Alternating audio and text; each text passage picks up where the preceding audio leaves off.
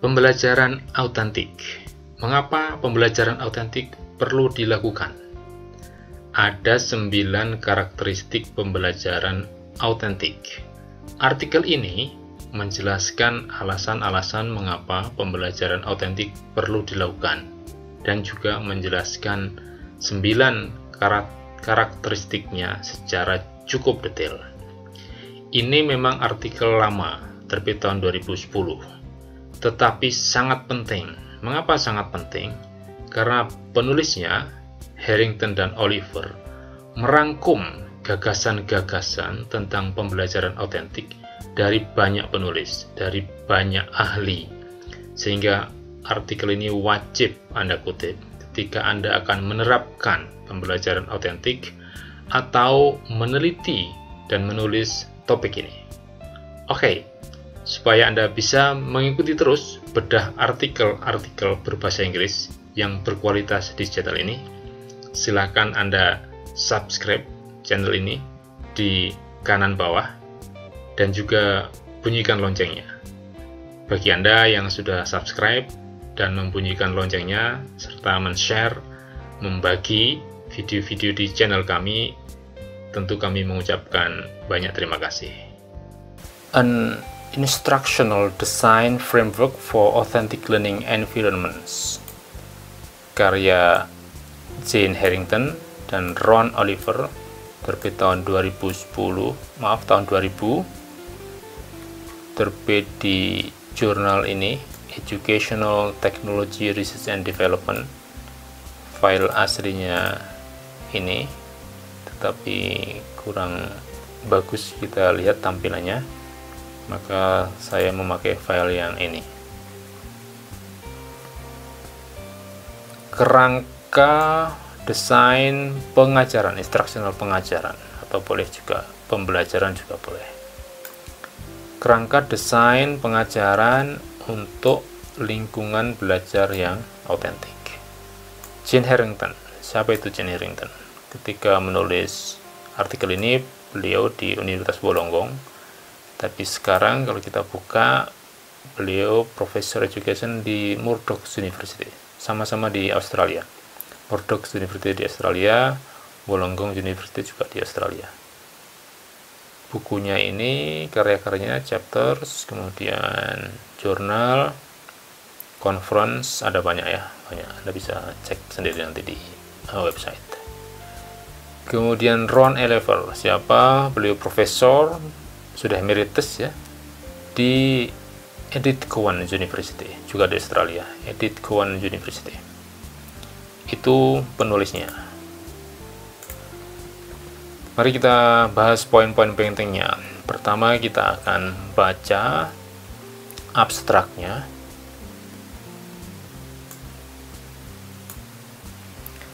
Komunitas teknologi pengajaran sedang berada pada pergeseran philosophical shift dari kerangka behavioris ke kerangka konstruktivis.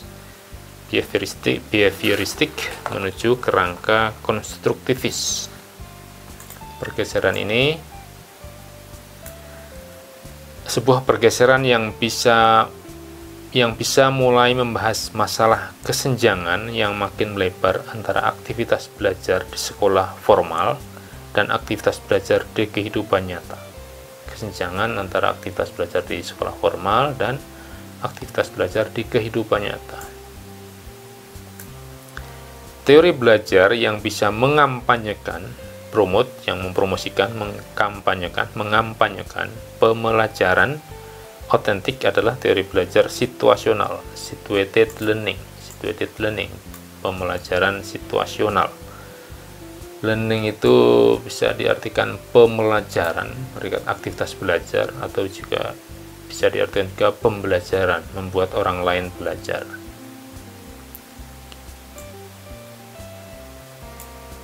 Berikutnya, ada 3 tujuan dari penulisan artikel ini, yakni pertama, mengidentifikasi karakteristik pokok. Mengidentifikasi karakteristik pokok lingkungan belajar situasional di dalam banyak literatur tentang topik ini. Jadi kajian literaturnya ini tujuan pertama.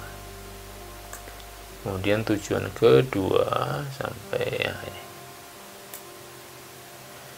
Tujuan kedua, mengoperasionalisasikan karakteristik pokok lingkungan belajar situasional dengan mendesain program multimedia yang menerapkan karakteristik tersebut. Ini tahun 2000 memang istilahnya masih multimedia ya. Tapi kalau kita terapkan sekarang bisa diganti dengan istilah online ya, online, daring ya.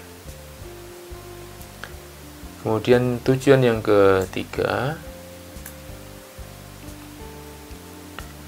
meneliti persepsi mahasiswa tentang pengalaman mereka dalam menggunakan program multimedia atau program daring berbasis kerangka pembelajaran situasional, situated learning framework, kerangka pembelajaran situasional. Isi abstrak berikutnya, lingkungan belajarnya dalam penelitian ini ya berupa sebuah program multimedia bagi calon-calon guru pada asesmen mata pelajaran matematika. Nah, ini penelitian ini pada mata pelajaran atau mata kuliah matematika ya. Tapi nanti bisa diterapkan di mata kuliah atau mata pelajaran yang lain. Dan juga kondisi kelas yang disarankan untuk menerapkan pembelajaran situasional. Nanti penulis ini menyarankan bagaimana kondisi kelas yang bisa menerapkan pembelajaran situasional. 8 mahasiswa diobservasi dan diwawancarai untuk mengeksplorasi persepsi mereka tentang lingkungan belajar situasional. Temuan-temuan penelitian ini menunjukkan bahwa penerapan kerangka belajar situasional menjadi panduan untuk merancang pembelajaran yang efektif pada mata pelajaran atau mata kuliah yang mempelajari pengetahuan tingkat lanjut. Oke, itu abstraknya, jelas ya. Dan kita lihat poin-poin pentingnya di introduction. Ini sudah saya blok kuning. Keterpisahan antara mengetahui dan melakukan, knowing and doing. Keterpisahan antara mengetahui dan melakukan telah menjadi ciri khas belajar di sekolah dan perguruan tinggi. Wah, ini kritik yang tajam nih. Resnick yang menulis. Sekolah dan perguruan tinggi menekankan intisari prinsip-prinsip, konsep-konsep, dan fakta-fakta penting, dan kemudian mengajarkan intisari-intisari itu dalam bentuk yang abstrak dan tidak kontekstual. Kelemahan pendekatan ini terlihat dalam banyak sekali pengalaman sehari-hari.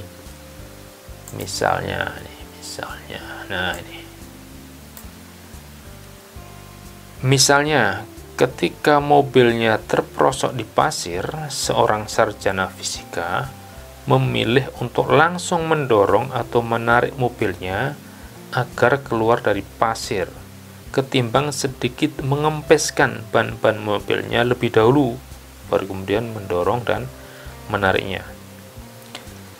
Kasus-kasus seperti ini menunjukkan kegagalan para sarjana dalam memilih pengetahuan yang paling tepat untuk menyelesaikan masalah mereka. Pengetahuan atau informasi telah disimpan sebagai fakta daripada sebagai alat untuk menyelesaikan masalah. Ini saya kira kata-kata yang sangat penting ini, kalimat yang sangat penting.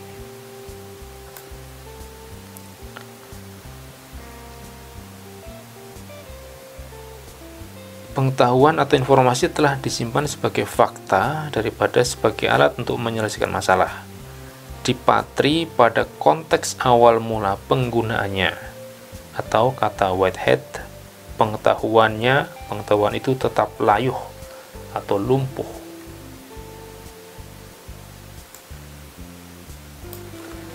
Poin berikutnya,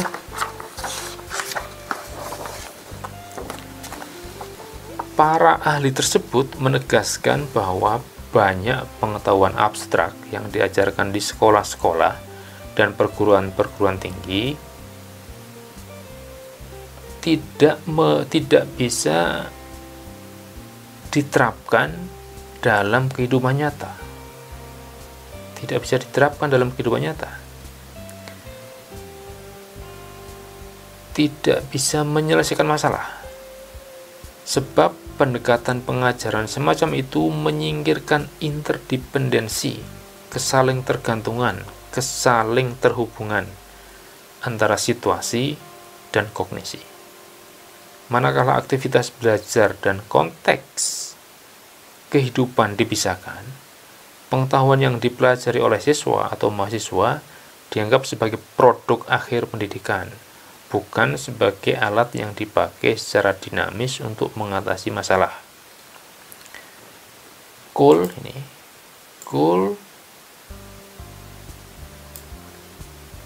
tahun 1990 mengatakan bahwa pendidikan tradisional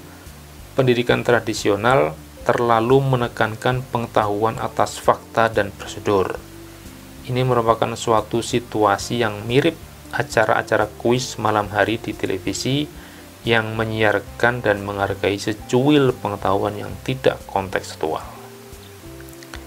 Pengajaran formal di sekolah dan perguruan tinggi seharusnya tidak dilepaskan dari strategi-strategi yang sangat bergantung pada konteksnya. Strategi-strategi itu dipelajari dengan cara menerapkan dan mempraktekkannya. Maka sekolah dan perguruan tinggi perlu mengimplementasikan manfaat pedagogis dari hasil-hasil penelitian para ahli di atas dan mengampanyekan teknik-teknik dan praktek-praktek pembelajaran di kelas yang efektif dan tepat untuk menciptakan aktivitas belajar yang bermakna, meaningful learning. Kemudian poin berikutnya, sebetulnya telah ada beberapa upaya ya untuk memanfaatkan hasil-hasil penelitian itu dalam rancangan model pembelajaran yang kontekstual. Misalnya Resnick tahun 1987 merancang model-model yang disebut dengan bridging apprenticeship, magang ya, bridging.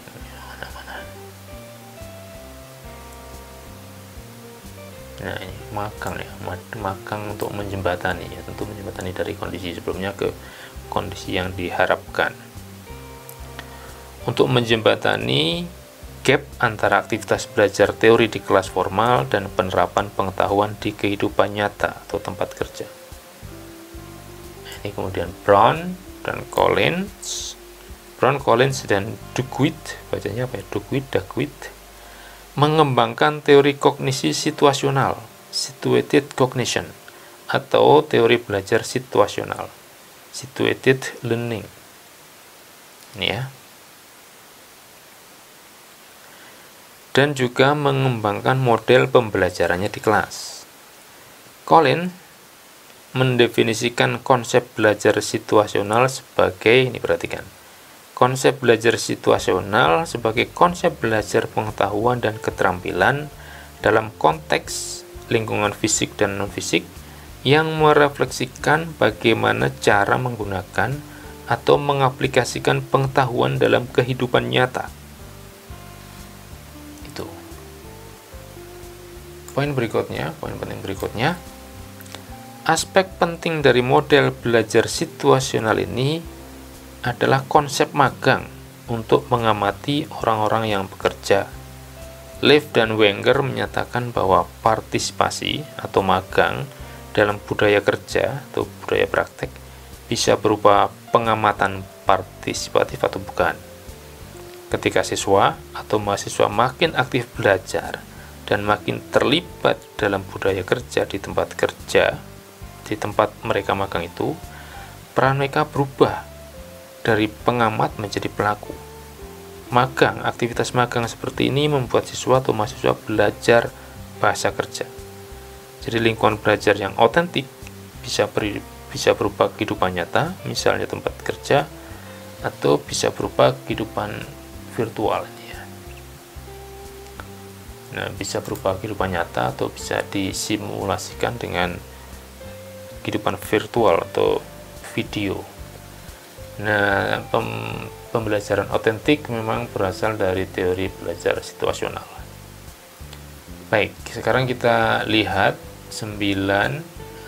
Ya, ini yang tadi disebutkan, kalau tidak bisa magang secara langsung di tempat kerja seperti kondisi COVID sekarang ini, bisa dosen bisa menggunakan simulasi video video yang menunjukkan tempat kerja itu.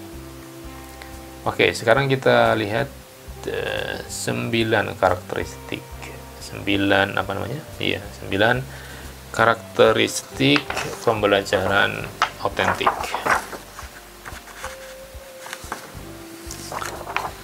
Yang pertama, pembelajaran otentik itu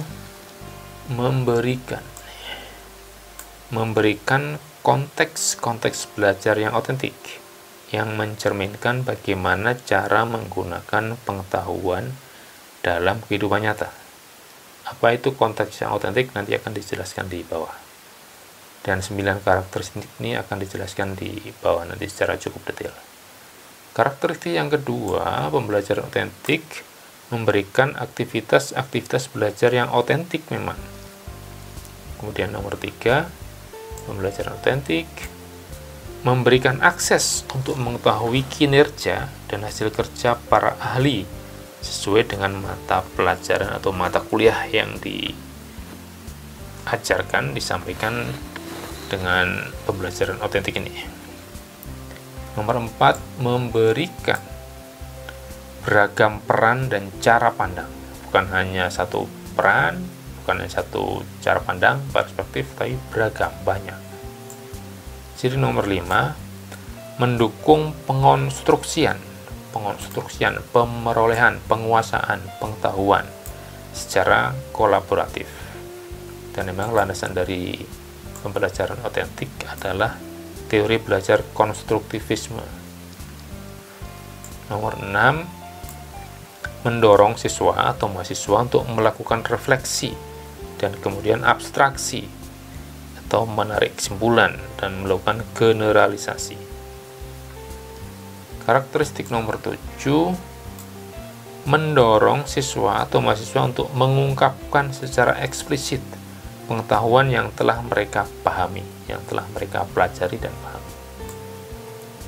Karakteristik nomor 8, melatih, membimbing, dan menuntun siswa atau mahasiswa pada saat yang tepat. Coaching ini yang melatih ya.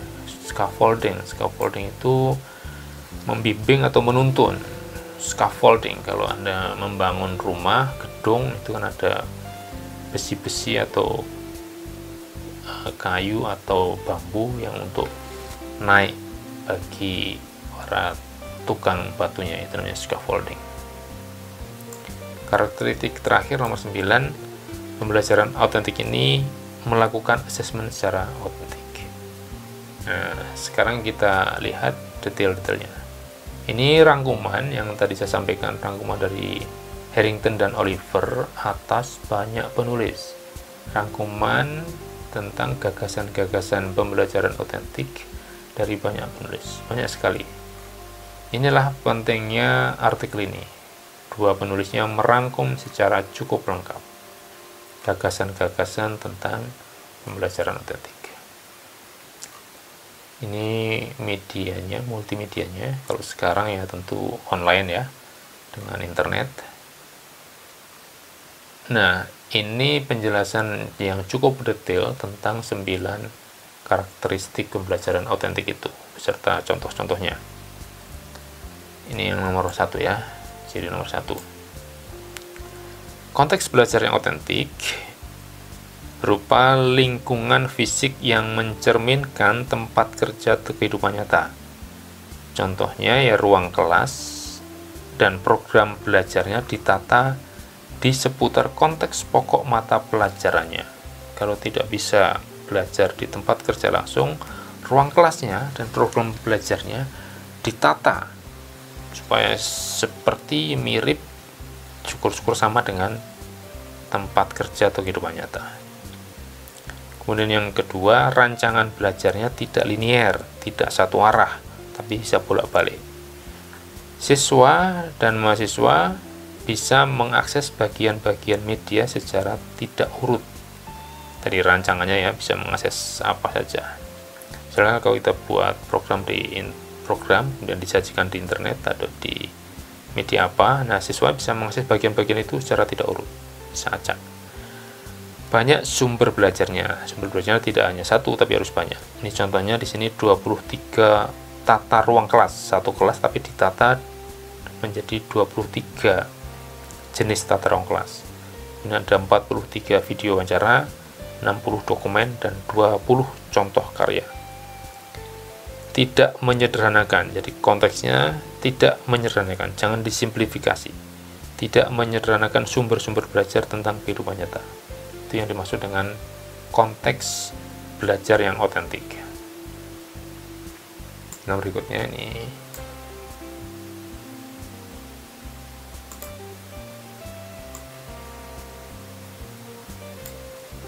aktivitas-aktivitas belajar yang otentik. Aktivitas-aktivitas yang sesuai dengan kehidupan nyata. Misalnya di sini 5 tugas penelitian yang berkaitan dengan kehidupan nyata. Aktivitas-aktivitasnya tidak didefinisikan dengan jelas. Masalah disampaikan dalam 2 tulisan. Jadi aktivitas-aktivitasnya tidak perlu didefinisikan dengan jelas. Misalnya kalau belajar bahasa Inggris misalkan ya tidak perlu dijelaskan bahwa ini Anda harus belajar misalkan speaking, writing, listening, kemudian reading, nggak perlu. Jelaskan saja bahwa Anda harus belajar bahasa Inggris. Nah, itu menurut pendapat saya ya. Jelaskan saja. Cukup katakan Anda harus belajar bahasa Inggris. Apa yang dipelajari, bagaimana caranya ya, biar mereka siswa atau mahasiswa belajar sendiri. Tugasnya boleh satu tapi yang kompleks ya. Tugasnya satu tapi yang kompleks tugasnya. Jangan tugas yang sederhana. Setiap penelitian, tadi kalau tugasnya penelitian, setiap penelitian menunjukkan satu tugas belajar yang kompleks. Kemudian siswa atau mahasiswa memiliki kesempatan untuk mendefinisikan dan menjelaskan tugas-tugasnya. Mereka diberi kesempatan untuk menjelaskan tugas-tugasnya. Setelah diberi 2 tulisan, siswa atau mahasiswa merumuskan apa saja yang akan mereka lakukan.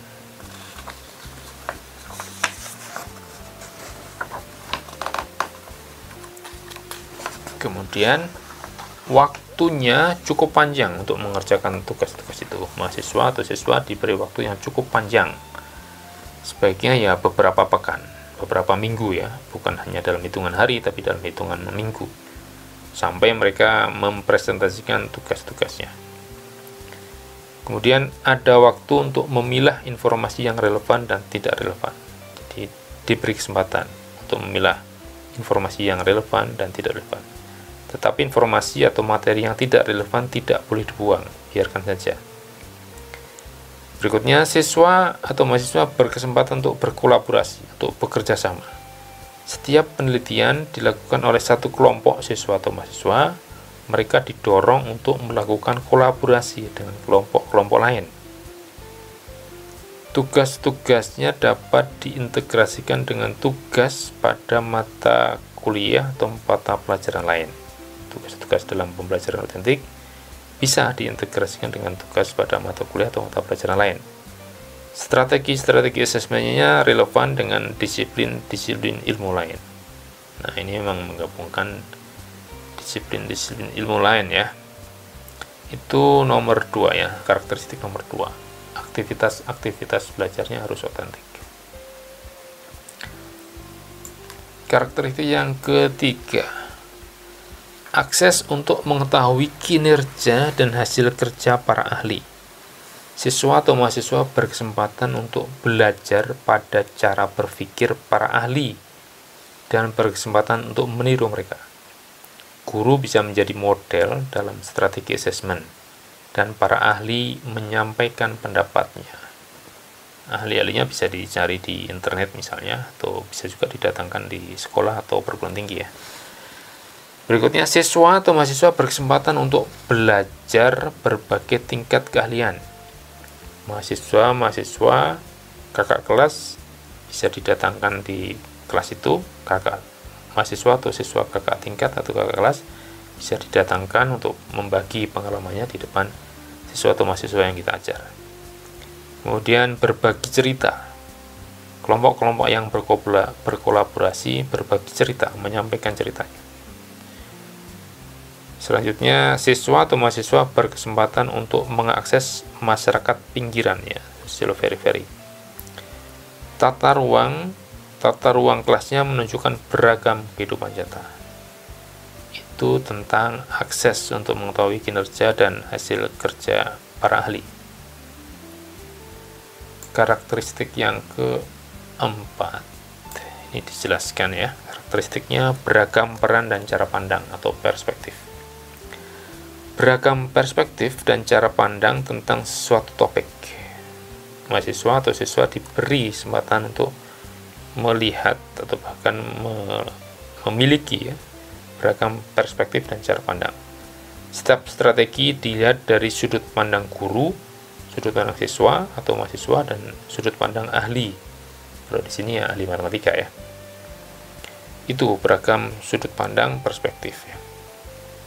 Siswa atau mahasiswa berkesempatan untuk menyampaikan beragam sudut pandang. Kelompok-kelompok dan presentasi-presentasinya menunjukkan beragam sudut pandang. Siswa atau mahasiswa berkesempatan untuk melihat lingkungan belajar lainnya. Kelompok-kelompok dan presentasi-presentasinya menunjukkan beragam sudut pandang. Nah, siswa mahasiswa boleh melihat atau bahkan memang diberi kesempatan untuk melihat lingkungan belajar misalkan yang tidak otentik. Supaya mereka bisa membandingkan mana yang otentik dan mana yang tidak, apa manfaatnya, apa yang mereka rasakan, bagaimana pengalaman mereka.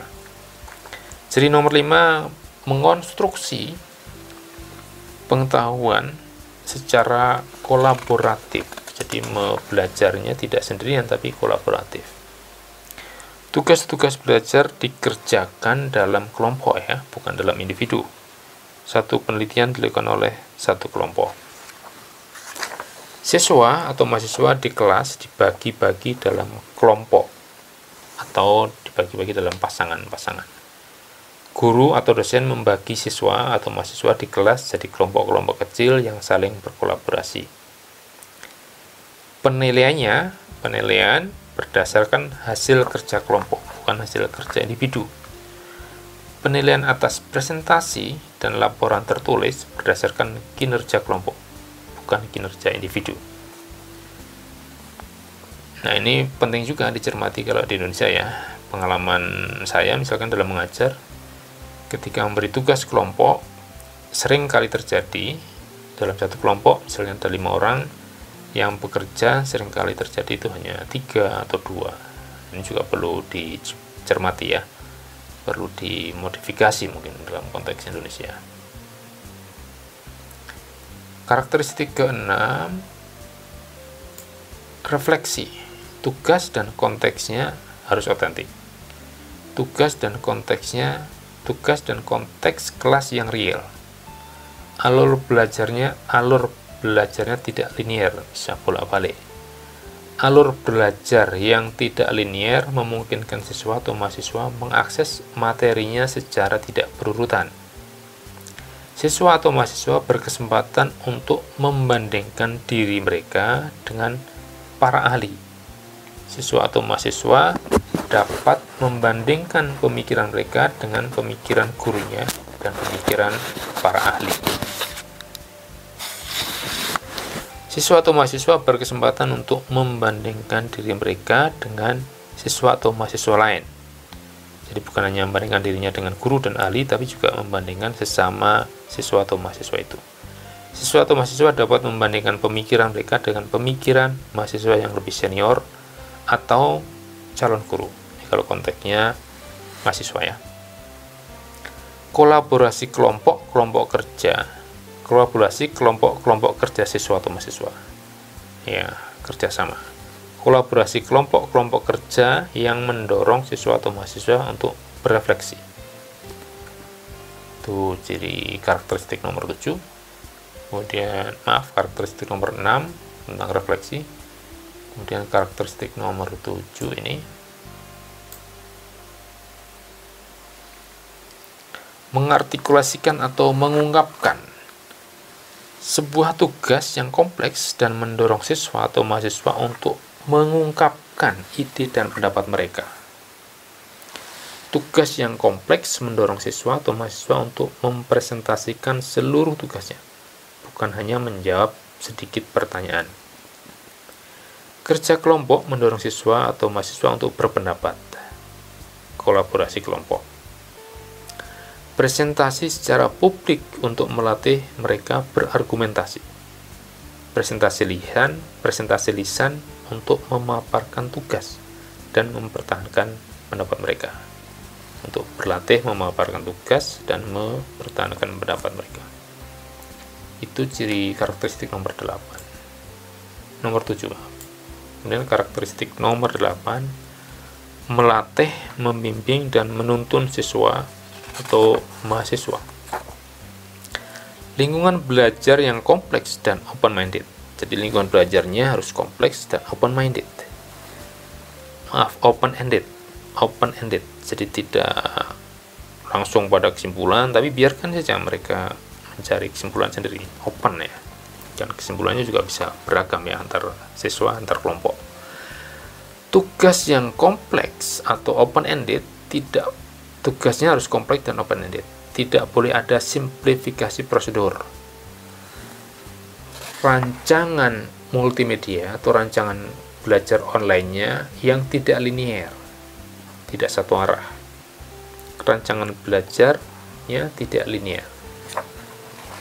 Petunjuk untuk menerapkan pengetahuan dalam beragam konteks. Kita beri petunjuk oleh pada siswa atau mahasiswa untuk menerapkan pengetahuan dalam beragam konteks. Petunjuk, bukan panduan lengkap ya, tapi petunjuk. Atau saran-saran untuk menerapkan pengetahuan yang ditulis pada buku manual untuk fasilitator. Dan belajarnya kolaboratif, mitra belajar atau mitra kerja untuk saling membantu, melatih, dan membimbing. Guru atau dosen bersedia membantu. Saran-saran untuk melatih dan membimbing ditulis di manual untuk fasilitator. Itu ciri yang ke-8. Nah, karakteristik yang ke-8. Sekarang karakteristik yang ke-9, yang terakhir. Assessment otentik. Setia pada konteks. Jadi assessmentnya harus setia pada konteks, sesuai dengan konteksnya. Konteks kelas. Siswa atau mahasiswa berkesempatan untuk menunjukkan hasil belajar yang telah direvisi atau disempurnakan. Jadi hasil belajarnya jangan satu saja, tapi disempurnakan, diperbaiki terus. Tentu sesuai dengan saran-saran guru atau dosen ya. Siswa atau mahasiswa mempresentasikan laporan tertulis secara publik. Siswa atau mahasiswa memiliki cukup waktu untuk berkolaborasi. Memiliki cukup waktu dan berkolaborasi, bekerja sama. Melakukan penelitian selama 2-3 pekan. Ini sarannya ya, beberapa pekan ya. Ya tentu bisa kita modifikasi menjadi lebih dari 3 pekan. Tantangan-tantangan yang kompleks dan tidak didefinisikan secara jelas. Tantangannya kompleks dan tidak didefinisikan secara jelas. Biar siswa-mahasiswa mencari, mendefinisikan sendiri. Karena di tempat kerja juga begitu kan, kalau kita bekerja kan tantangannya tidak cukup jelas. Kita harus berpikir, mengamati, mencari, mendefinisikan ya, supaya tantangan-tantangan itu jelas, merumuskannya supaya tantangannya jelas. Tugas yang kompleks dan open-ended tanpa simplifikasi prosedur, ini berkali-kali ditekankan, membutuhkan respon lisan dan tulisan. Berikutnya, asesmennya terintegrasi sepenuhnya dengan aktivitas belajar. Siswa atau mahasiswa dinilai berdasarkan hasil tugasnya, hasil penelitiannya. Kalau di sini contohnya penelitian ya. tidak ada tes terpisah antara tes dan mata pelajaran atau mata kuliahnya. Beragam indikator belajar, jangan hanya pakai satu indikator belajar, tapi beragam indikator belajar. Indikator-indikator belajarnya berupa laporan tertulis dan presentasi lisan. Validitas dan reliabilitas dengan kriteria-kriteria yang tepat untuk penskoran beragam produk. Asesmennya berdasarkan hasil tugas penelitian, bukan tes formal. Bisa juga peer assessment, assessment sesama teman, sesama mahasiswa atau siswa, dan disarankan untuk menilai presentasinya. Jadi mahasiswa, siswa, teman-temannya juga menilai presentasi teman yang lainnya. Nah, hasil penelitian ini menunjukkan bahwa persepsi mahasiswa yang telah mengikuti pembelajaran otentik bagus, persepsi mereka bagus. Itu mudah-mudahan bermanfaat. Terima kasih.